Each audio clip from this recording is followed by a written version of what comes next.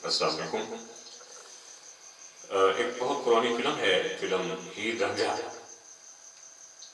मैं समझता हूँ कि उसके जितने भी गाने हैं बड़े फेवरेट हैं, बहुत मशहूर हैं वो। तो दोस्तों, मैं आपके लिए गाना पेश कर रहा हूँ फिल्म हीर रांझा का, जो कि लोगों ने बहुत सुना उसको और अभी तक लोग सुनते हैं उसको, और सदाबहार गाना है। कदे आमिल रांझन में लोग लोग नीर महामा। तो उम्मीद है कि आप दोस्तों को बहुत पसंद आएगा। तो आप कमेंट्स भी देंगे और उसको लाइक भी करेंगे, ठीक है।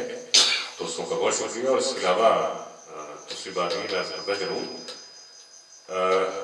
जिस चैनल पे हमारा ये गाना रिकॉर्ड हो रहा है उसमें अगर आप इनबॉक्स में अगर किसी गाने की फरमाइश करना चाहते हैं तो वो भी इंशाल्लाह हम पूरी करने की कोशिश करेंगे। और हमारे इलाके का चैनल है बहुत ज़बरदस्त, और हमारे लिए बड़ी खुशी की बात है कि हमें उसमें प्रमोट किया जा रहा है आप दोस्तों के लिए।